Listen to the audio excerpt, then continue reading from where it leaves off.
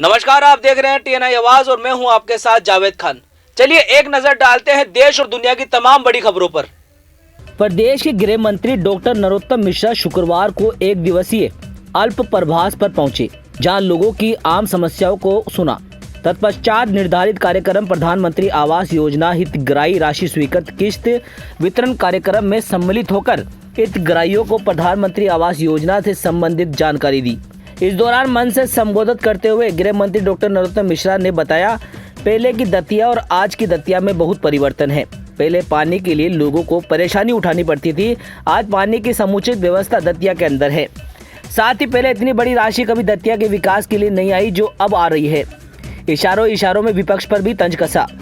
इस कार्यक्रम के दौरान मंत्री मिश्रा ने हितग्राहियों को राशि के चेक वितरण किए। साथ ही दतिया के विकास के लिए 16 करोड़ 50 लाख की राशि की भी घोषणा की। आखिर क्या कुछ कहा अपने एक दिवसीय अल्प प्रवास दौरे के दौरान गृह मंत्री नरोत्तम मिश्रा ने, देखिए दतिया से लोकेश मिश्रा की ये रिपोर्ट। जिलाध्यक्ष जी देख लें इसे, क्योंकि इतनी राशि है जो आ ही नहीं सकती थी वो आ रही। आदमी है गर्मी में लोग कहते हैं पानी की समस्या है और यहाँ कह रहे हैं पानी रोज तो बंद करो। तो मैंने वो 1 घंटा घटा के आधा घंटा करवाया। मैंने कहा रोज तो आएगा पर एक को घटा के आधा घंटा करो। ये वही दतिया है मित्रों, ये दतिया में पहचान बन गई थी। वो प्रशांत दांगी है क्या? एक वो तुलनात्मक रूप से जो समाचार चलाने वाले थे, तब का दतिया और अब का दतिया की हुई। दतिया विधानसभा में 16 करोड़ 50 लाख रुपया आज स्वीकृत, 16 करोड़ 50 लाख रुपया आज स्वीकृत। दतिया जिला विद्युत विभाग द्वारा बकाया राशि को लेकर सख्ती के साथ कार्रवाई की जा रही है। जिला हो या जिले की तहसील विभाग द्वारा नहीं बख्शा जा रहा है। बिजली बिल बकायेदारों को निरंतर की जा रही है सतत कार्रवाई, जिसके चलते जिले की तहसील भांडेर में 27 लाख बकाया राशि के चलते 27 दुकानों को सील कर दिया गया। भांडेर में बहुत बड़ी कार्रवाई की है हमने लगभग 27 दुकानें बंद की हैं, जिसमें से लगभग 22-23 लाख का अमाउंट था उसमें, वो हमने बंद किए हैं। हमारे वहाँ पे जो अधिकारी हैं, एक डी उमेश शर्मा जी, डी कौशिक जी और ए गुप्ता जी और जे सुजीत मिश्रा, ये चारों लोगों ने वहाँ मिलकर कार्रवाई की है। बहुत दिनों से उनको कहा गया था, नोटिस दिए गए थे कि आप अपना पैसा जमा करें, बट वो जमा नहीं कर रहे थे, इसलिए आज उनकी सभी दुकानें बंद कर दी हैं। जिसमें से नासिर मंसूरी की 6 दुकानें, रामा मार्केट में महेश अग्रवाल की 12 दुकानें और उनका एक मार्केट है जो गारमेंट का है, उसमें 4 दुकानें, एक लक्षा गार्डन की 3 दुकानें और एक गणेश सोनी, उनकी भी 1 दुकान बंद कर दी है। और 2 लोगों ने टीम को देखकर जो है तुरंत मौके पर ही जमा कर दिया है, जिसमें लाला राम सराफ और रमेश रेजा, उन्होंने अपने पैसे जमा कर दिए हैं, तो उनको सीज नहीं की है। आज भांडेर में इस तरह की एक बड़ी कार्रवाई की गई है। सर, लगभग कितनी दुकानों को सील किया गया? अभी तक हम लगभग जो है 175 दुकानें दतिया जिले में बंद कर चुके हैं, जिसमें से दतिया में ही करीब 35 हैं और भांडेर में करीब 40 हैं और करीब 45 इंदरगढ़ में हैं, कुछ सेवड़ा में हैं। इस तरह से हमने पूरे जिले में ये कार्रवाई की है और इसमें हम बिल्कुल किसी को बख्श नहीं रहे। सभी जो बकायेदार उपभोक्ता हैं सब पे कार्रवाई कर रहे हैं। खबर है रीवा से। निगम अमले द्वारा शुक्रवार को जिला न्यायालय के समीप स्थित जे डेयरी संचालक द्वारा किए गए अतिक्रमण को उखाड़ फेंक कार्रवाई की गई। उक्त डेयरी संचालक द्वारा सड़क तक चबूतरा निर्मित कर दिया गया, जिसके चलते यहां दिन भर जाम की स्थिति निर्मित हो रही। शुक्रवार को निगम प्रशासन कलेक्टर द्वारा इलाया राजा टी, निगम आयुक्त मरणान मीना, एसपी राकेश सिंह द्वारा जिला न्यायालय परिसर को भी निरीक्षण किया गया, जहां साफ सफाई की व्यवस्था के साथ ही यातायात की समस्या को भी गंभीरता से लिया गया। निरीक्षण के दौरान जे डेयरी द्वारा अतिक्रमण किया जाना पाया गया, जिसे निगम अमले ने जेसीबी से उखाड़कर नष्ट कर दिया। वहीं उसके द्वारा रोड तक शेड भी निर्मित कराया गया। निर्मित कराए गए शेड को गैस कटर से काटने की रणनीति निगम अमले द्वारा बनाई गई, जिसे शनिवार को काटने की कार्रवाई की जाएगी। ज्ञात हो कि निगम अमले द्वारा शहर भर में अतिक्रमण हटाने की निरंतर कार्रवाई की जा रही है। वहीं साफ सफाई को लेकर भी निगम प्रशासन अलर्ट है। इसी मामले को लेकर शुक्रवार को निगम प्रशासन कलेक्टर डॉक्टर इलाया टी, एसपी राकेश सिंह, निगम कमिश्नर मणान मीला द्वारा न्यायालय परिसर को भी निरीक्षण किया गया, जहां जे डेयरी द्वारा जाम की स्थिति निर्मित करने एवं गंदगी फैलाने के मामले में गंभीरता से लेकर अतिक्रमण दस्ते को बुलाकर कार्रवाई की गई। द्वारा कार्रवाई की गई है और प्रशासन द्वारा ये गलत है, जबकि विधि अनुसार शासन को, नगर निगम को बेकायदे इसको नोटिस देना चाहिए, जबकि यहाँ पर चैम्बर बना हुआ है अधिवक्ताओं का और उससे ये बिल्डिंग जुड़ी हुई है। अगर किसी प्रकार से इसको जिस प्रकार से जेबीसी लगा करके ये गिराया जा रहा है, ये गलत किया जा रहा है और उसको पहले ये 5 साल से अतिक्रमण चल रहा है। आज तक नगर निगम को कोई किसी प्रकार की सूचना है, तक एक भी बार अतिक्रमण नोटिस नहीं दिया गया नगर निगम द्वारा। किसी प्रकार से अगर नोटिस देते और नगर निगम के कर्मचारियों अधिकारियों द्वारा, है ना, सूचना नोटिस के ही आते हैं। हाँ, सूचना दी जाती होती तो इस प्रकार से अतिक्रमण नहीं होता और ये बहुत गलत काम है और इसके पहले उनको सूचना देनी चाहिए गिराने के पहले। आज लाखों 10 लाख को उसका नुकसान हो गया है। अब आप ये कहना चाह रहे हैं कि नगर निगम सूचना नहीं देता है, बिना सूचना के गिरा आता है। पिछले 5 साल से यहाँ आता है और लौट जाता है बिना सूचना के, और अभी ये गिरा दिए हैं और इसके बाद भी इन्होंने फिर कब्जा कर लेंगे और किसी प्रकार से 5 साल से जो है, ये मानते हैं आपके कब्जा है? कब्जा है, ये नगर निगम दोषी है इसका, ये कब्जा कराने का। दिनेश सेन, जिला अधिवक्ता संघ कोषाध्यक्ष। हटाया जा रहा है, अतिक्रमण जो मुहिम है तो एक सामान्य व्यक्तियों के अतिक्रमण हटाए, जो रसूखदार हैं रीवा जिले में, जो मध्य प्रदेश सरकार के द्वारा अतिक्रमण हटाने की योजना बनाई गई है, उसमें ऐसे नामचीन व्यक्ति हैं, उनके अतिक्रमण क्यों नहीं हटाए? ये अपने आप में एक प्रश्न चिन्ह है कि लक्ष्मण बाग में अतिक्रमण है, सीमांकित है, चिन्हित है, ठाकुर रणमल सिंह महाविद्यालय परिसर में है, बेजा कब्जा कई तालाबों में भूमाफियों के द्वारा किया गया है, यहाँ रसूखदार नदियों के किनारे अतिक्रमण किए हुए हैं, तालाबों में कर रहे हैं, वो अतिक्रमण है। तो कलेक्टर जिला प्रशासन को उस पर भी ध्यान देना चाहिए और साथ में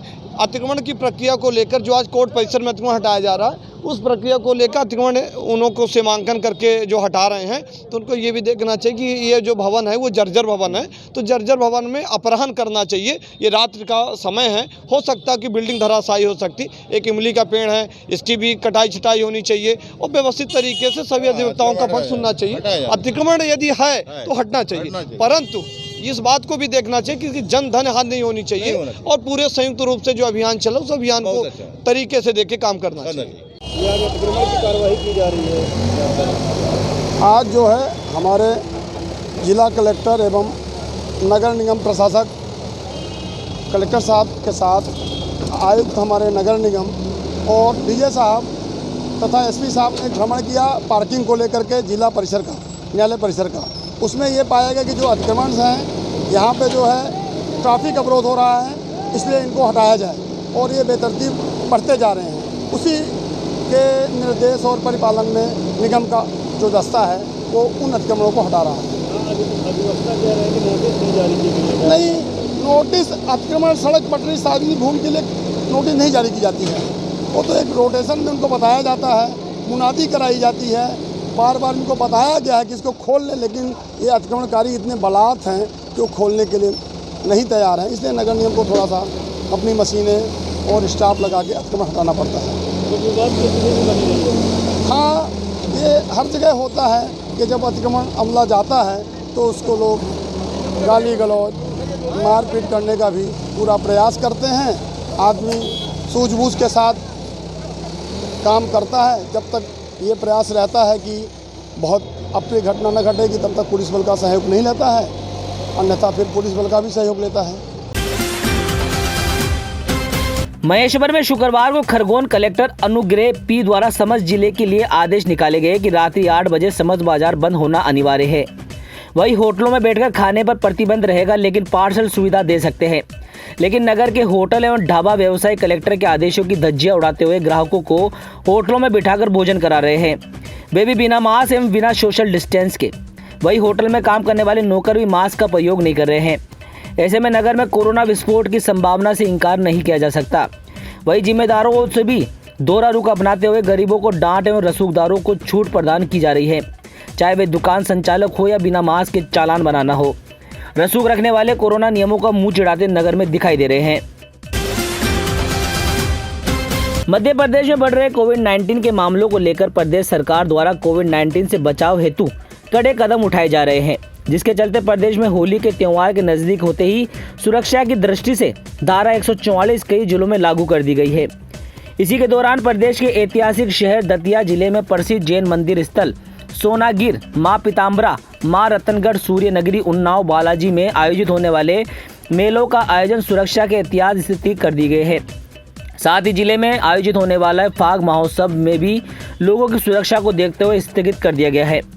दतिया कलेक्टर संजय कुमार ने इन आयोजनों को लेकर क्या कुछ कहा, देखिए दतिया से लोकेश मिश्रा की ये रिपोर्ट। सार्वजनिक उत्सव त्यौहार आयोजन तो शासन के गृह मंत्रालय मध्य प्रदेश शासन के जो आदेश है जो परसों निकला है उसमें ही प्रतिबंधित कर दिया है और इसलिए उसी के अनुसार हमने अपने ज़िले में भी 144 का एक ऑर्डर 144 दंड प्रक्रिया संहिता के तहत एक ऑर्डर किया है और उसमें इस प्रकार का कोई भी आयोजन जिसमें भारी मात्रा में लोग इकट्ठा होने की संभावना है वो प्रतिबंधित है।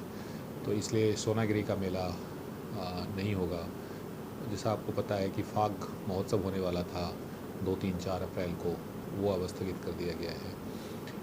नवरात्रि पे जो आयोजन होने हैं वो जो रिचुअल्स हैं वो होंगे, जो मान्यताएं हैं कि पूजन पाठ वगैरह होगा, लेकिन भीड़ भाड़ का आयोजन नहीं होगा।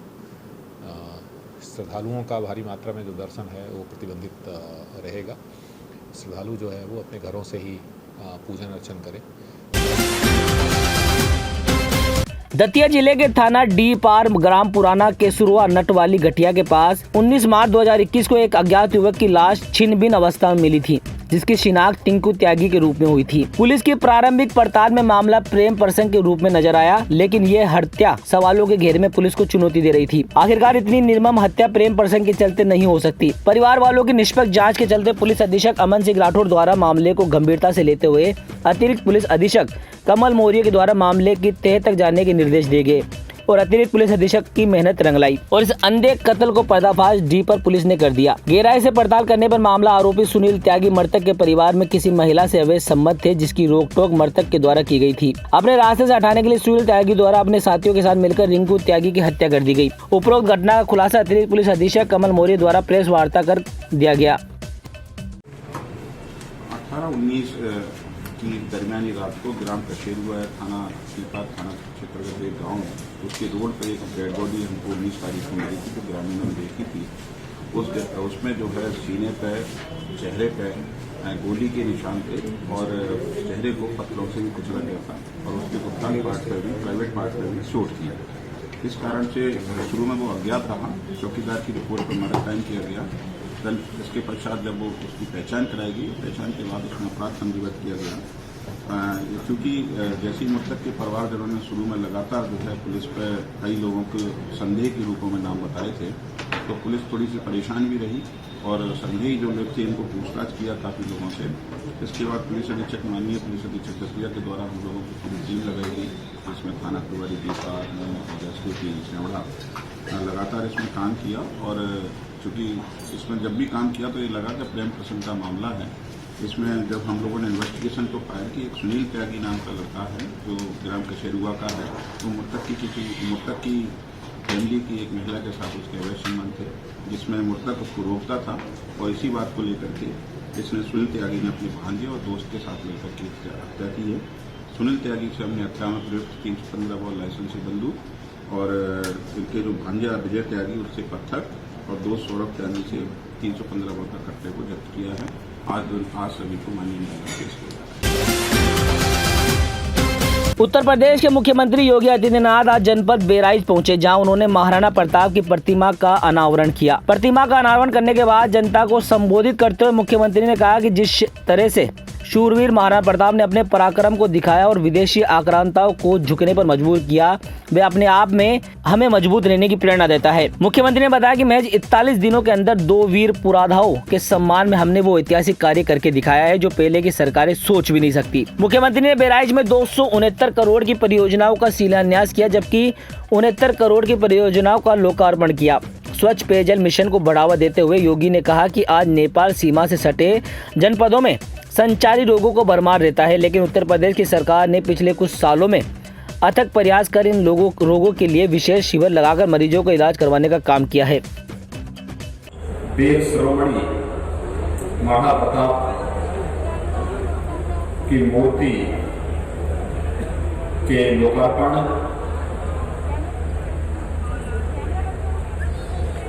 लगभग 70 करोड़ रुपए की परियोजनाओं के लोकार्पण और 264 करोड़ रुपए की परियोजनाओं के शिलान्यास के साथ ही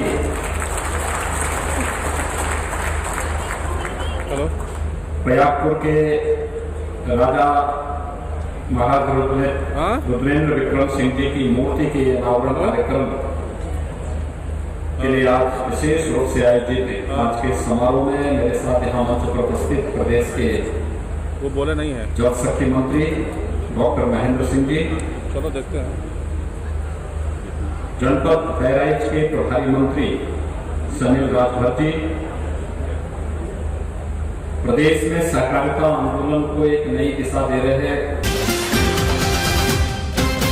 आज दिनांक 27 मार्च 2021 को नवगत पुलिस अधीक्षक संतोष कुमार मिश्रा ने पुलिस कार्यालय के सभागार में जनपद के समस्त पत्रकार बंधुओं के साथ प्रेस वार्ता की, जिसमें शासन की प्राथमिकताओं के आधार पर कार्रवाई करने, महिला संबंधित अपराधों पर त्वरित कार्रवाई किए जाने, आगामी त्योहार होली व शब बारात एवं आगामी त्रिस्तरीय पंचायत चुनाव को शांति व सकुशल संपन्न कराने को अपनी प्राथमिकता बताया। पुलिस अधीक्षक संतोष कुमार मिश्रा ने साथ ही साथ फरियादियों से मुलाकात करते हुए उनकी समस्याओं को त्वरित निस्तारण के आदेश दिए। मिश्रा ने स्पष्ट रूप से चेतावनी भरे स्वर में कहा कि कानून व्यवस्था के साथ पीड़ितों की समस्याओं को नजरअंदाज करने वाले और श्रम नियमों का पालन न करने वाले थाना अध्यक्षों और पुलिस कर्मियों को दंडित किया जाएगा और कानून व्यवस्थाओं को सुचारू रूप से पालन कराया जाएगा। सर, आज कल आप गोंडा का चार्ज लिए हैं, क्या रहेंगे आपकी प्राथमिकताएं, क्या है कुछ संदेश आपका? गोंडा जनपद का चार्ज कल रात्रि में मेरे द्वारा ग्रहण किया गया और उसके उपरांत जितने भी हमारे पुलिस के अधिकारी हैं, कर्मचारी हैं, थानाध्यक्ष हैं, उनके साथ में मीटिंग कंडक्ट की गई रात में और जितने भी हमारे दिशा निर्देश हैं, माननीय मुख्यमंत्री जी के निर्देश हैं, शासन के निर्देश हैं, उच्चाधिकारियों के दिशा निर्देश हैं, वो सभी से अवगत कराया गया और साथ ही साथ आगामी जो होली शब रात है और साथ ही साथ जो प्रधानी चुनाव हैं उनके बारे में क्या तैयारी है हमारे थाने स्तर पे, सर्कल स्तर पे और पूरे जिले स्तर पे उनका आकलन किया गया और जो भी हमारे माननीय मुख्यमंत्री जी के कड़े निर्देश है उनसे अवगत कराया गया। शराब संबंधी कोई भी घटनाएं न हो जनपद में, इसके लिए बिल्कुल मेरे द्वारा उनको जो है अवगत कराया गया और जो कार्य ऑलरेडी हो रहे अभियान चल रहे हैं उसके अलावा भी पिछले 10 वर्षों की जो घटनाएं हैं उनका रिकॉर्ड निकाला गया है शराब से संबंधित और इसमें जो लिप्त जितने भी अपराधी थे वो अगर आज की डेट में भी अगर बदमाशी कर रहे हैं तो उन सबकी जमानत तुलवा के उन सबको जेल भेजा जाएगा।